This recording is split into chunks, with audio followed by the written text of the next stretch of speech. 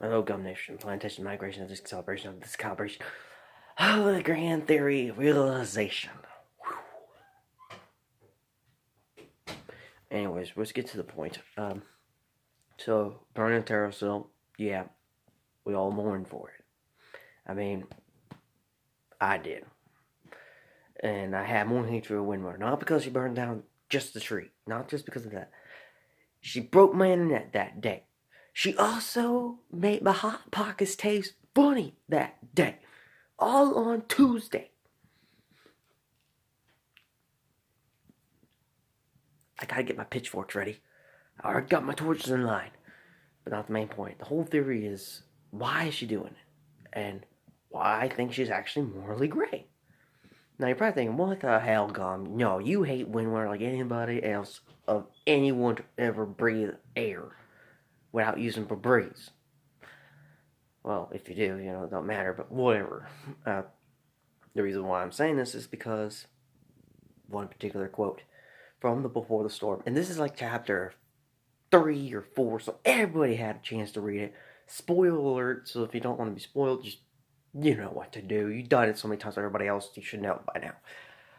Basically, Windrunner talks about, taking over Silvermoon and making more undead. But the context that was missing was why. And here's why. To make more Forsaken, to where they'll finally realize that it's not so bad. Even though it is, but, from her perspective, it's not so bad now.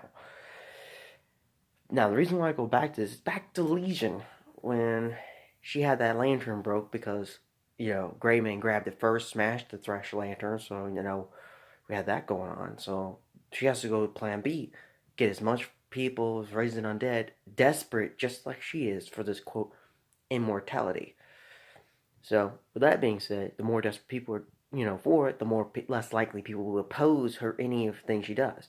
Yes, this is power mongering, but if you're desperate, if you have a resource, you're desperate enough, regardless of whatever you do, the more people you have desperate for it, the easier it is for you to obtain the approval to do whatever means necessary to get it. Yeah. Um, Blizzard did not make that clear enough, unfortunately. And maybe that was intentional or not, but whatever. Bottom line is, yeah, that's pretty much the reason why she's destroying life. It's not because just, oh, destroy life. Oh, I hate life. No, it's more the sense of destroy life to where everyone's undead, to where everybody is trying to figure out how to make undead last forever. And she might become the ruler of it, but then again, we have the Lich King to deal with, and more Dragon is definitely a Lich King, no doubt. So, in that context, Windrunner's doing it for her own reasons without remembering Lich King sleeps for X amount of time and all that. So, keep that in mind. So, he eventually wakes up, and when he wakes up, there's no doubt in the fact, there is a no, all hell will break loose that day. So, anyways, that's my theory. So, overall, I think Siobhan is gray, it's just they do a very bad storytelling of it. And it's not on Christie's, the author's fault. She wrote the book very well. It's just Blizzard probably had opportunities to change it to make it better flowing, but didn't. Battle of Run is going to be released on the same week as BFA, so we all get to go for that instance. That's going to be fun. I mean, for me, I'm Lordaeron fan for life type of thing, Arthas, regardless of Lich King or not. Arthas Paladin was probably the wisest paladin out of everybody. He sacrificed people to where he could save their souls, which is a pretty big deal when you consider, life versus soul magnitude. So, he did the right call, even though it was bad, but it's the less of two evils. I mean, would you rather just die in peace, or would you rather be dead and then become back as a zombie, abomination thing? Think about that for a minute. Would you want to know that your butt cheeks were used on a face of a zombie apocalypse that someone else will murder up later by using holy fire? Think about that.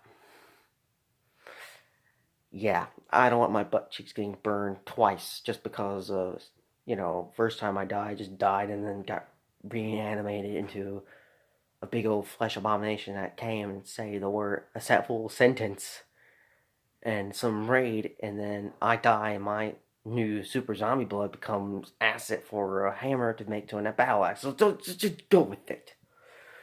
This is what happens. You have to make those decisions. You really don't want to make those decisions. Those are like those last minute ditch life questions that you don't want to figure out the last damn minute. Anyways, that's pretty much it. By the way, I recommend getting this book if you ever get a chance, because that's my recommendation for the day. After all, this book, it don't matter if you're religious or occultist, it's still very helpful in any shape or form, regardless of what you believe in, because it's like a foundation for anybody. Personally, if everybody, whatever, classes do not distract me. And by the way, leave a comment down below if you can guess who else does this that I'm a big fan of. So anyways, catch you later, have a nice day, and hopefully we'll get that Banshee Queen soon enough. But this time we're not bringing a Death Knight, we're bringing a damn Paladin. We need to make sure to obliterate, we need a Warlock or a Paladin, not no Death Knight. Because the last time Death Knight did that's how we ended up in this situation in the damn first place. Because the Death Knights. And I don't even want to think about it, what a Druid would do. I mean, the last thing we need is like, oh, Banshee Queen brought back to life by freaking Malfurion for some reason. But she became, it would be really bad. And this is just me because of expressing a final opinion. It would be really bad if Sylvanas died and she possessed somebody. Ooh. I mean, what if Windrunner possessed not Sourfang, he's too old. But like Bane or something, someone, just possessing their body. Just, you can't just kill this chick. You just can't. It takes supernatural powers. Like, you can't just swipe a sword in her body and hope she'll die. No, she's a banshee. Those are spirited ghosts that possess. Warcraft 3, those things, basic unit. Well, super basic unit. Can possess anything and take it. In other words, the undead have the ability to have every single faction race buildable. Buildable.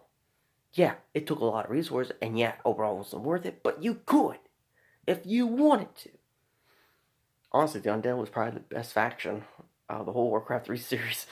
I mean, you got possessing people, invisible wards that moved. You got a frost dragon. You got to freaking use bone dragons, man. And top it off, you can always mad rush Ghoul Empire. Mad rush ghouls. You got a Dreadlord. By the way, if I get a playable Dreadlord, I'm nay. Because I don't care if it's Legion or not. I always like the Dreadlord class just because I love the Vamp Aura. Vamp Aura, freaking Inferno. Those are my two favorite abilities. Well, besides sleep. When I learned how to use sleep, then sleep became my favorite ability. Sleep, surround, eat. Simple. Anyways, I gotta go to work. Gotta go make another first day great again. Yes, I use two very extreme sentences in the same sentence.